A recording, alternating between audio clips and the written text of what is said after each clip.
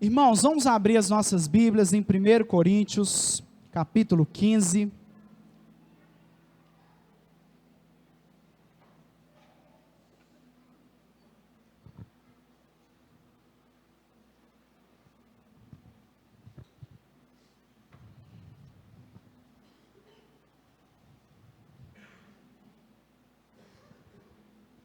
Primeiro Coríntios, capítulo 15. Verso 12 ao 19.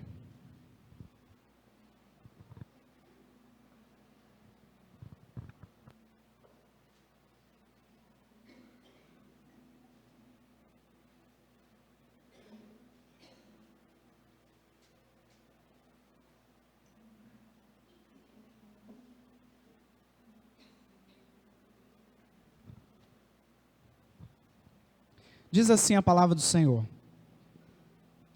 Ora, se é corrente pregar-se que Cristo ressuscitou dentre os mortos, como, pois, afirmam alguns dentre vós que não há ressurreição de mortos? E se não há ressurreição de mortos, então Cristo não ressuscitou.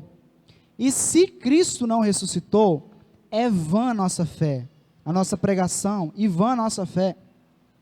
E somos tidos por falsas testemunhas de Deus, porque temos asseverado contra Deus, que Ele ressuscitou a Cristo, o qual Ele não ressuscitou, se é certo que os mortos não ressuscitam, porque se os mortos não ressuscitam, também Cristo não ressuscitou. E se Cristo não ressuscitou, é vã a nossa fé, e ainda permaneceis nos vossos pecados. E ainda mais, os que dominaram em Cristo pereceram, os que dormiram em Cristo pereceram. Se a nossa esperança em Cristo se limita apenas a esta vida, somos os mais infelizes de todos os homens.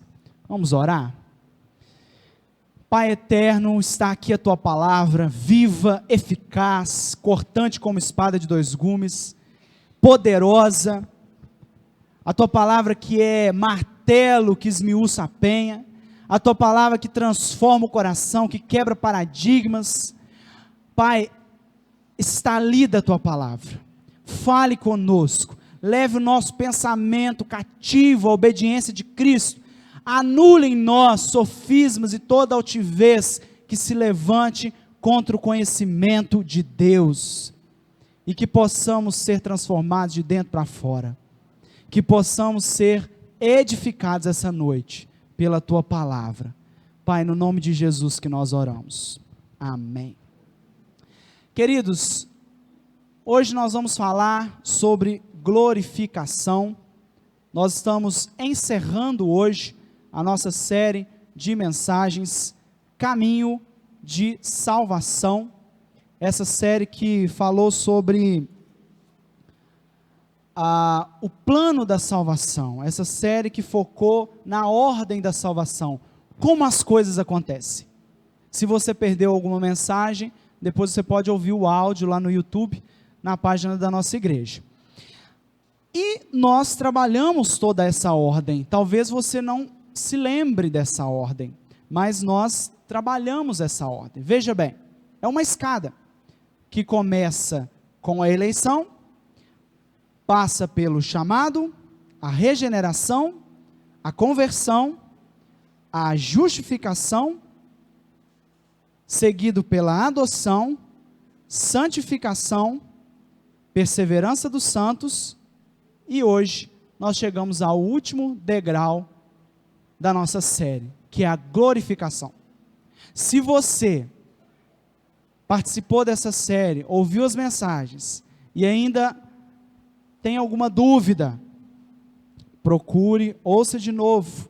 Você não pode ter dúvidas sobre a salvação, como Jesus opera as coisas na nossa vida, e essa mensagem de hoje talvez seja a mais importante, porque todos nós queremos chegar nesse estágio, todos nós queremos chegar no final da nossa caminhada, que se chama glorificação, aquele momento em que nós vamos ter novo corpo, seremos transformados, ressuscitaremos em glória para a salvação. Então, este é o plano da salvação, esta é a ordem da salvação. E hoje nós vamos pensar um pouco na glorificação. Esses dias eu estava assistindo uma pregação, Fé no Exílio, do Ricardo Agreste.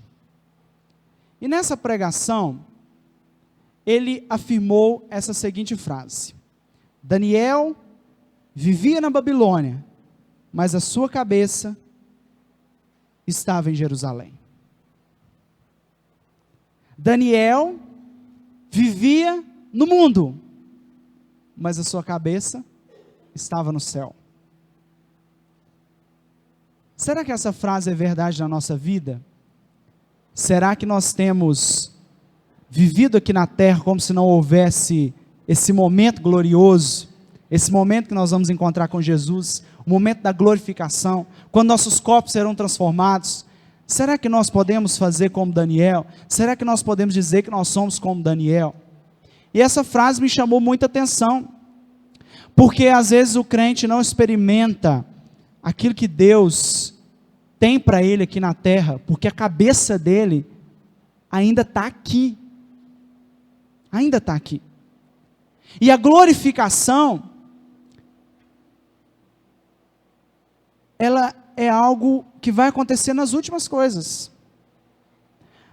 Talvez você não vá viver para ver a sua glorificação, mas você será glorificado, sendo um filho de Deus.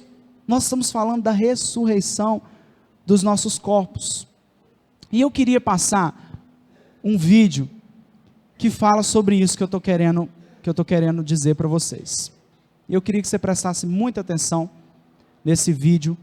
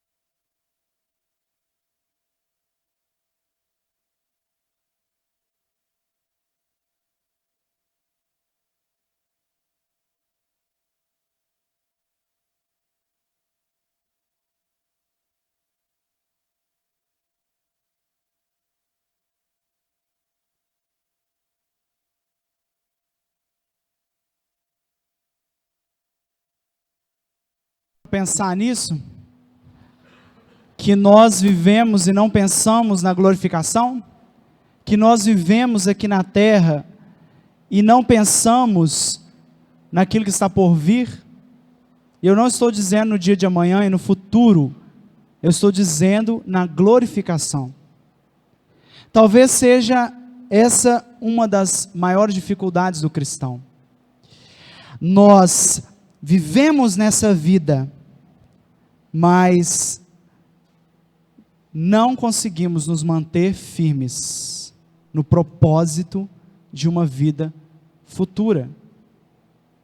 E nós que somos presbiterianos e condenamos a teologia da prosperidade, mas muitas vezes nós fazemos a teologia da prosperidade na prática. Nós não pregamos a prosperidade, mas nós só corremos atrás de prosperidade. A nossa vida gira em torno de buscar confortos aqui para essa terra. A gente vive o tempo todo pensando nisso. A gente não pensa na glorificação. A gente não pensa nesse momento glorioso. A gente pensa, como diz a corda, como diz o vídeo ali, acorda aquele pequeno pedaço, que é a nossa vida aqui, que é um ponto, é um traço entre o nosso nascimento e a nossa morte, e o restante todo de uma corda infinita, é a nossa vida depois. E às vezes a gente não pensa isso. Quem disse isso foi Francis Chan, um pastor norte-americano, que prega para jovens, e ele disse essa frase: este é o nosso grande dilema. Nós estamos numa vida passageira, mas a gente não consegue entender isso, porque a nossa cabeça fica dividida. Você já percebeu? A nossa vida de decisões é uma vida dividida, porque nós pensamos duas vezes. Você que nasceu de novo, você pensa duas vezes antes de fazer alguma coisa, porque você pensa: eu estou fazendo isso para esta vida? Eu estou acumulando tesouros para esta vida? Ou eu estou acumulando tesouros para o reino dos céus? Então, de um lado, nós temos o mundo presente, e do outro, o mundo por vir. Esse é o grande dilema do cristão. Esse é o grande dilema. E o que isso gera na nossa vida? Isso gera ansiedade. Isso gera cristãos ansiosos, cristãos que ficam correndo atrás do vento, correndo atrás das coisas. Sabe qual que é o mal do século? Agora, atual, isso é bem atual. A síndrome de burnout. Essa palavra estrangeira que poucos conhecem. Mas se eu disser aqui estafar, vocês vão saber o que é. Estafar. Você conhece alguém que estafou? Por que nós estafamos? Por que chega uma hora que a nossa energia esgota? Porque nós não sabemos conciliar isso. Nós não sabemos que nós vivemos neste mundo, mas a gente não vive para este mundo, a gente vive para o mundo por vir. E a gente fica nesse dilema. E nisso nós nos frustramos, porque nós não temos o propósito de Deus. E nós não buscamos o propósito de Deus muitas vezes.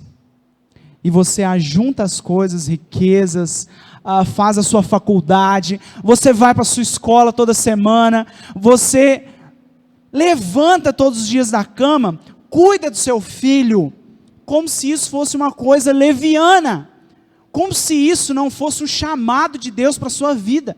Você trata a vida em uma dualidade. Você não entende que isso é chamado de Deus. Você acha que as coisas espirituais estão ligadas à igreja.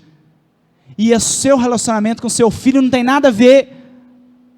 E você cuida dele de qualquer maneira. E você pensa em fazer faculdade por quê? Porque você quer um emprego bom, porque você quer criar sua família, porque você quer ter uma casa, porque você quer ter um bom emprego. Por quê? Por quê? Por quê? Porque você não descobriu o propósito. A sua mente está aqui nesse mundo. E eu queria que você pensasse, justamente essa noite, se você tem levado em consideração o propósito de Deus. O texto que nós lemos, 1 Coríntios, capítulo 15, nós temos um contexto interessante aqui. Irmãos com desesperança e frustração. Qual o motivo disso? Veja bem, eles estavam com um entendimento equivocado sobre a ressurreição. O que a má interpretação, o que o entendimento equivocado nos faz? A gente comete erros quando a gente não entende a doutrina da forma correta. Por que tem tanta gente errando? Porque não conhecem as Escrituras. E esses irmãos de Corinto estavam passando por um momento de falta de entendimento. Para aqueles irmãos, a ressurreição do corpo não era uma realidade. Eles acreditavam que Cristo ressuscitou, mas eles não acreditaram que cada um de nós iríamos ressuscitar, ou cada um deles iriam ressuscitar. Veja só, Cristo eles acreditavam, ressuscitou, mas eles não acreditavam. Então o apóstolo Paulo escreve o capítulo 15 para corrigir isso, para tentar corrigir isso na cabeça daqueles irmãos. E quando nós olhamos para o texto, e eu quero que você perceba isso, nós vemos do verso 3 ao verso 8, o apóstolo dizendo: pois o que primeiramente lhe transmiti foi o que eu recebi, que Cristo morreu pelos nossos pecados, segundo as Escrituras, foi sepultado e ressuscitou ao terceiro dia, segundo as Escrituras. E veja bem, apareceu a Pedro e depois aos 12, depois disso apareceu a mais de 500 irmãos de uma só vez, a maioria dos quais ainda vive, embora alguns já tenham adormecido. Depois apareceu a Tiago e então a todos os apóstolos. Depois desses apareceu também a mim, como a um que nasceu fora de tempo. O apóstolo Paulo mostra para esses irmãos: irmãos, veja bem, Cristo ressuscitou. Cristo ressuscitou. Só que isso, eles entendiam em partes. Eles não entendiam, então, qual é a conexão da ressurreição de Cristo com a nossa ressurreição. O que nós chamamos agora nessa mensagem de glorificação. Então, diante dessas provas que ele apresenta, nesses versos que nós acabamos de ler, ele abre um parênteses. E esse parênteses está justamente no texto que nós acabamos de ler. Veja, ele escreve do verso 3 ao verso 11 sobre os argumentos que aqueles irmãos estavam dizendo, ou os possíveis argumentos que poderiam derrubar essa doutrina. Mas ele chega para esses irmãos e coloca: veja bem, se Cristo não ressuscitou, se nós não ressuscitamos, se não existe ressurreição, Cristo não ressuscitou. É a primeira coisa que ele fala no verso 13. Segundo, ele diz: se não existe ressurreição, a nossa pregação é em vão. Nós estamos perdendo o nosso tempo. Se Cristo não ressuscitou, se a nossa pregação é vã, a nossa fé também é vã. Se não existe ressurreição, nós somos falsas testemunhas. Se não existe ressurreição, nós permanecemos em pecado. Se não existe ressurreição, quem morreu, morreu, acabou. Esse é o argumento de Paulo. E você pode perceber 7 vezes a partícula se. Isso indica que ele está argumentando, ele está convencendo aqueles irmãos da igreja de Corinto que existe ressurreição. E essa ressurreição faz diferença na vida das pessoas. Não é apenas algo metafísico, distante de nós, que nós só vamos provar apenas no final. A gente já começa, e vocês vão entender o que eu quero dizer. Veja você, Diante disso, nós chegamos no verso de número 11, que é o verso que nós acabamos de ler, o verso de número 19, perdão, que é o verso final, que é o ápice do nosso texto, o principal, aonde Paulo estava querendo chegar, é o verso de número 11, 19, não sei porque que eu pensei 11, passa para mim aí, Rayane. Veja bem, no verso de número 19, Paulo nos diz esse velho versículo conhecido, que todos nós conhecemos: se a nossa esperança em Cristo se resume, se limita apenas a essa vida, nós somos o quê? Os mais infelizes de todos os homens. Nós estamos falando aqui da aplicação daquilo que Paulo está falando. Nós estamos falando da aplicação da ressurreição. O que tem a ver a ressurreição agora no presente? Já que nós estamos tão preocupados com o presente. E eu destaco essa parte que diz apenas.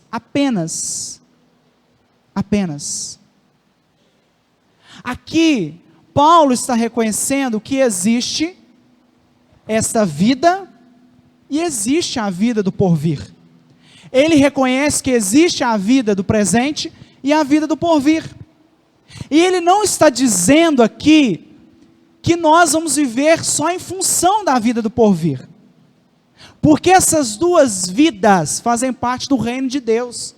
O problema do cristão não é também apenas acreditar e esperar e pensar, eu vou vender todas as minhas coisas então, vou fazer como os crentes de Atos dos Apóstolos, pastor, vou vender todas as minhas coisas, já que a gente tem que pensar na vida do porvir. O apóstolo Paulo fala apenas. Você se lembra desse contexto, desse versículo? Do Evangelho de Marcos? Jesus, após ter conversado ali com o jovem rico, os seus discípulos perguntam para ele: Senhor, e nós? Nós deixamos muita coisa por causa do Senhor. Não é essa a pergunta que nós fazemos? A gente deixa muita coisa por causa de Jesus. Essa é a pergunta dos discípulos. E nós? O que cabe a nós? O que nós vamos receber? E Jesus fala assim: vocês vão receber ainda nessa presente era. Lembre, existe a era do presente, existe a era do porvir. Vocês vão receber nessa presente era muito mais. Algumas versões diz 10 vezes mais do que aquilo que vocês perderam. Imagina os discípulos, então agora satisfeitos com a resposta de Jesus, porque eles queriam o ressarcimento, eles não podiam ser prejudicados, eles não podiam receber o prejuízo. Nós não queremos servir o Senhor e deixar tanta coisa para trás. O que nós vamos receber em troca? O apóstolo Paulo está nos chamando a refletir que existe uma vida presente, e nós precisamos entender que esta vida é o começo da vida futura. Você já ouviu aquela frase que nós começamos a viver o céu na terra? É a mais pura realidade. Nós começamos a viver o céu aqui na terra. E você também que vai para o inferno, eu não sei se tem alguém que vai para o inferno, eu não sei. Talvez você também não sabe. Mas se tem alguém aqui que vai para o inferno, já começa a viver o inferno aqui na terra. Já começa a viver o céu ou o inferno. O que o apóstolo Paulo está dizendo é que a nossa vida, embora tenha duas eras, nós vivemos um equilíbrio. Veja aí, o primeiro ponto que eu queria que você guardasse. Nós vivemos e devemos viver um equilíbrio. A vida do crente deve ser um equilíbrio entre o presente e o futuro. Nós não somos gnósticos, nós não somos dualistas, nós não vamos falar assim, esqueça tudo que é material, entregue tudo, abra mão de tudo. Nós não vamos dizer isso aqui, porque a palavra de Deus não diz isso. O reino de Deus não é apenas algo espiritual, gente. Essa é a grande dificuldade nossa. A gente só vê o reino de Deus como algo espiritual. A gente só vê o céu como algo tão distante, metafísico. E a gente pensa assim: quando eu chegar no céu, vai ter tantos anjos. Quando eu chegar no céu, vai ser uma bênção, porque lá, vai ser só adoração, a gente não vai trabalhar. Chegar lá no céu, vai ser tudo iluminado, brilhoso, as ruas de ouro. E a gente cria e pinta essa ideia na nossa mente. E a gente pensa assim: todo esse mundo será destruído. Todo esse mundo será destruído. E eu não sei, a nossa escatologia, a nossa doutrina das últimas coisas passou por uma constante mudança na história, que os crentes presbiterianos não entenderam. Não entenderam ainda que o reino de Deus já foi inaugurado, que nós já estamos vivendo o céu aqui na terra, que o reino de Deus vem, que a nova Jerusalém desce do céu. Quer que eu falo? Claro, então, para você entender, porque tem uns que não estão entendendo, eu estou vendo pelo olhar. O céu vai ser aqui na terra, numa terra restaurada. E essa é uma verdade difícil de engolir, mas eu poderia trazer aqui uma lista de 100 versículos para você. Mas o que a gente faz? A gente cria na nossa mente uma ideia metafísica de céu, algo inatingível, e por isso que a gente não vive aqui na terra como deveria, porque a gente acha: minha carne não vale nada, o que eu estou fazendo é tudo material mesmo. É umas mentes gnósticas que não entende que tudo é de Deus, o físico e o espiritual é de Deus, é tudo de Deus, e a gente já começa a viver aqui na terra. Você se lembra daquele versículo? Disse o seu Senhor ao meu Senhor: assenta-te à minha direita, até que eu coloque os seus inimigos com o estrado dos seus pés. Jesus já está reinando, o reino de Deus já chegou, e ainda não, nós já estamos vivendo o reino de Deus. Então a nossa vida deve ser um equilíbrio. Eu estou falando isso aqui primeiro, porque o segundo ponto, que nós vamos falar daqui a pouco, ele é um contraste com esse ponto. E eu citei o exemplo de Daniel, e eu volto aqui com o exemplo de Daniel. Daniel era um mixer, um ajuntamento, uma somatória de relevância e expectativa. Daniel vivia na Babilônia. Daniel não cruzava os braços e falava assim: não quero estudar não. Gente, Daniel era um crânio de pessoa. Sabe por quê? Porque ele não via a vida como esses dois planos. E a gente começa a viver assim: eu não vou estudar para quê? Fazer as coisas para quê? Jesus está voltando mesmo? E a pessoa cruza os braços. Daniel não. Daniel era estudioso, ele queria ser relevante no momento da vida dele, mas ele tinha a cabeça em Jerusalém. Não é porque ele estava na Babilônia que ele desistiu de Jerusalém, e não é porque ele tinha uma expectativa de Jerusalém que ele falou assim: eu não vou fazer nada na Babilônia não, eu já vou para Jerusalém mesmo. Eu creio na libertação. Eles estavam aguardando 70 anos. Eu creio na libertação. Então, em primeiro lugar, eu coloquei esse ponto para que você entenda que eu não vou meter aqui os pés pelas mãos e falar mal de algo material, sendo que o material é de Deus para a nossa vida. Só que o material tem que ser usado dentro do propósito de Deus, tem que ser bênção na sua vida e na do outro. E em segundo lugar, eu queria destacar essa parte do versículo que diz: se limita e mais infelizes. E eu cito aqui a referência de Lucas 12, 20. Lucas 12, 20 diz o seguinte: mas Deus lhe disse: louco, esta noite te pedirão a tua alma, E o que tens preparado? Para quem será? Querido, aqui está o exemplo extremo de uma pessoa que vivia na terra com a cabeça na terra. Ele não tinha expectativa nenhuma de que ele poderia morrer no dia seguinte. Ele não tinha expectativa nenhuma que a qualquer momento Deus poderia chamá-lo. Você percebe que às vezes a gente é assim? Eu coloquei o primeiro extremo e agora esse outro lado, para você entender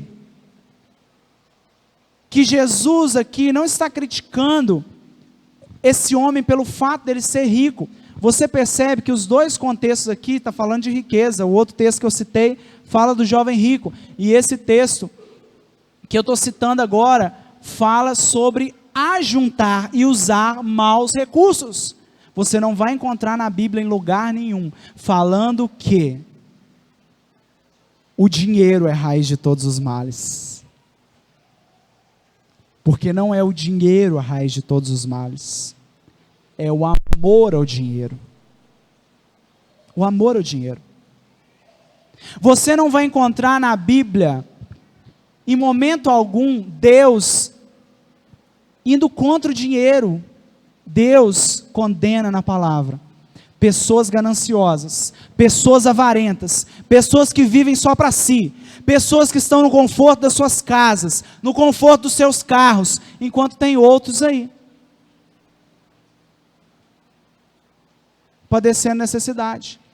E o que a Bíblia condena não tem nada a ver com você ter as coisas em si, mas como você usa os seus bens. Você usa os seus bens sem pensar no amanhã. Você usa os seus bens sem entender que esses bens pertencem ao Senhor. Por isso que a vida do cristão deve ter em mente essa esperança no porvir. Porque quando nós temos um foco na terra, quando nós focamos a nossa vida na terra, e isso você pode ter certeza que isso acontece, você terá frustração, ansiedade e infelicidade. Fala se é mentira. Fala que você que troca de iPhone todo ano está sendo completo pelo seu iPhone. Fala de você, se você que é uma pessoa que está aí guardando café a rodo, se isso está satisfazendo você. Fala se quebrar uma parede da sua casa todos os dias e reformar, está satisfazendo você. Me fale se isso não está gerando frustração, infelicidade. Me fale. Me diga. Então existe esse contraste que eu queria que vocês vissem aí. O foco na terra traz frustração, ansiedade e vida infeliz. Em contraste com o nosso foco no céu, que nos traz realização, descanso e felicidade.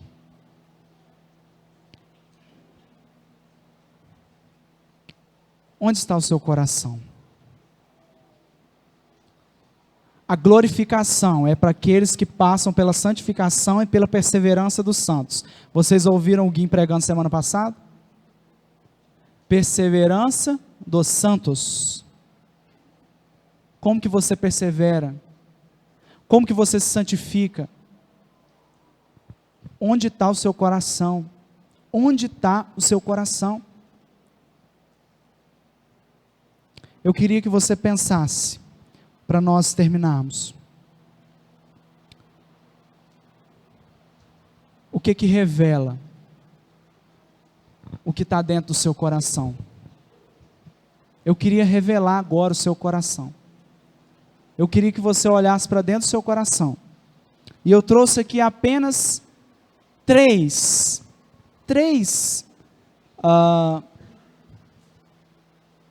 coisas para você pensar. Primeiro, pense aí, pense, reflita na sua vida.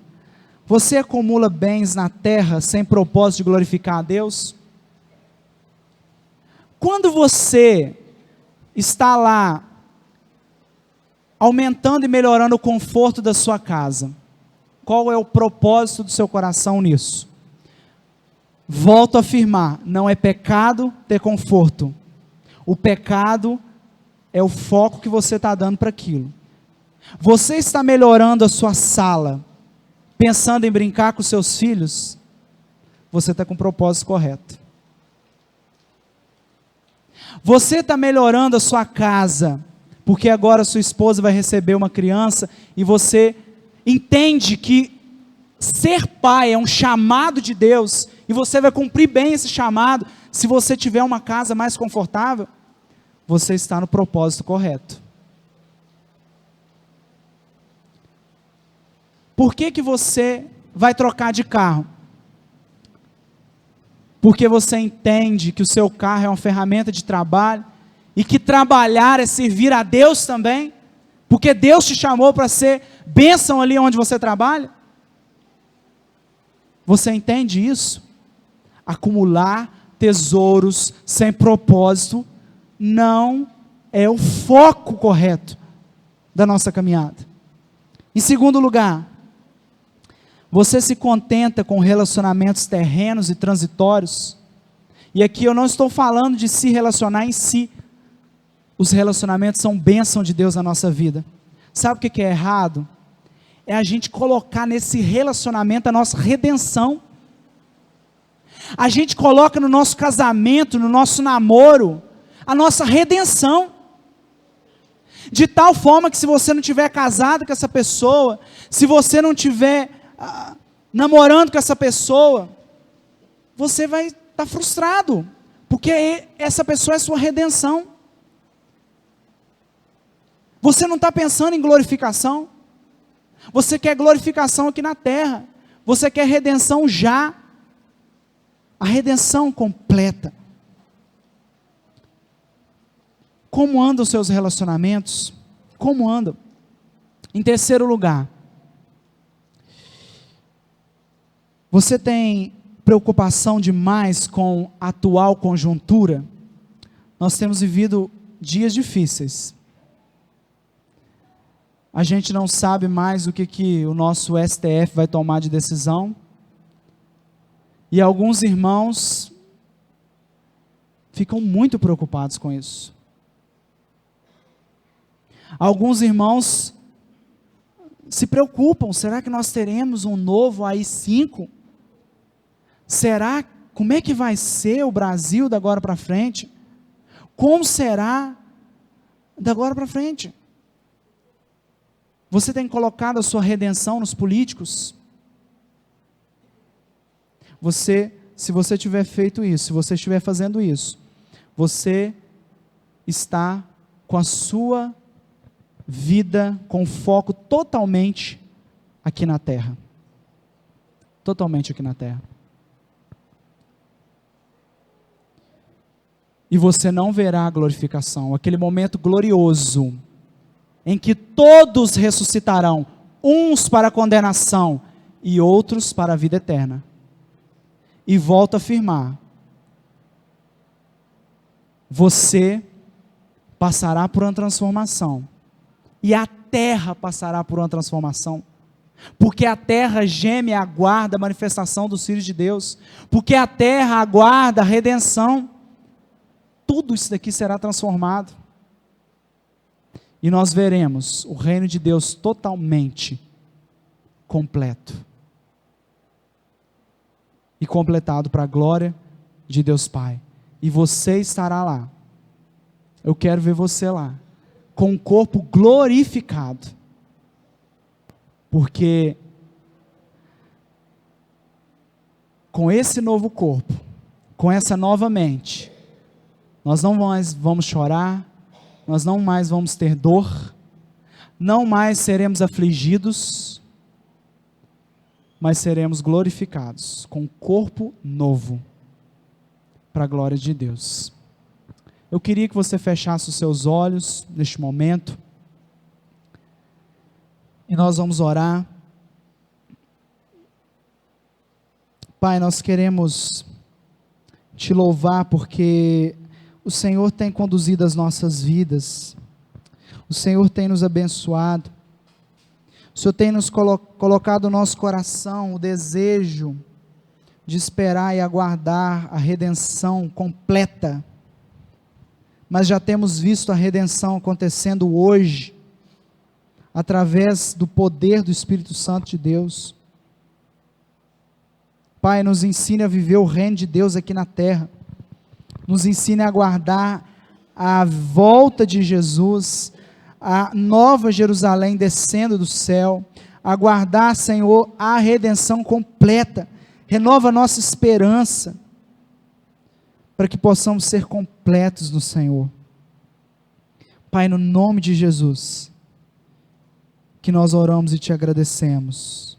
Amém e amém. Eu só queria deixar aqui o convite. Próximo domingo nós vamos começar a nossa nova série, que vai acabar nesse mês de dezembro mesmo. Nós vamos encerrar o ano com essa série chamada Fé Extravagante. Nós vamos estudar alguns personagens do Evangelho que deram um passo além, que foram ousados em buscar Jesus. E eu quero convidar você para estar presente conosco. Nós vamos passar agora para a celebração da mesa do Senhor. Quero convidar você que abra sua Bíblia em 1 Coríntios capítulo 11.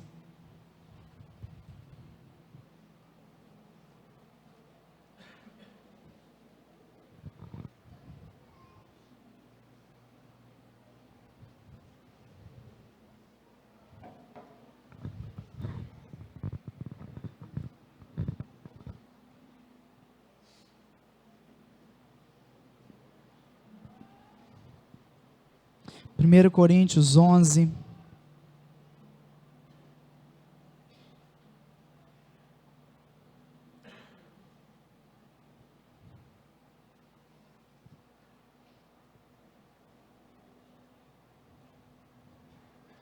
eu quero destacar hoje o verso 23.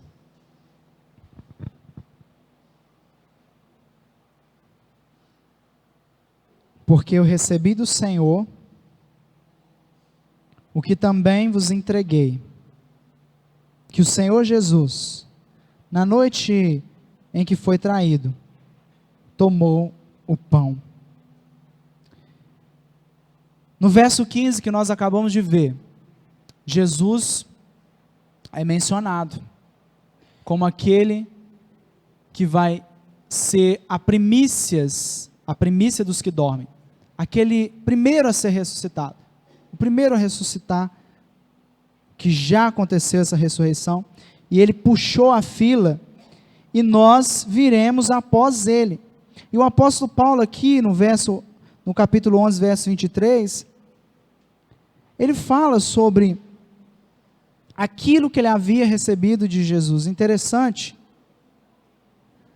que no capítulo 15, ele fala que havia também recebido o ensino, porque ele não era discípulo na época de Jesus, e agora ele diz que recebeu algo.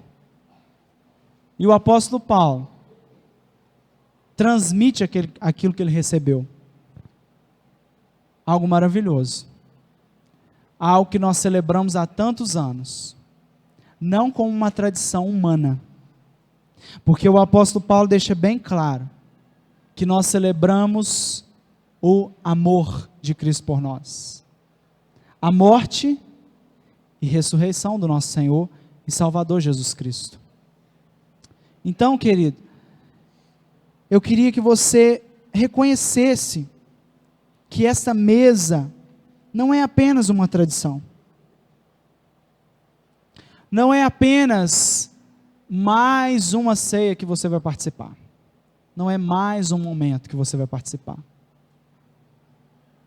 Tome essa ceia, participe deste momento, como se não houvesse outra ceia. Como se não houvesse outra ceia. Eu quero convidar você a fechar os seus olhos neste momento e confessar diante do Senhor os seus pecados. Feche os seus olhos e ore ao Senhor.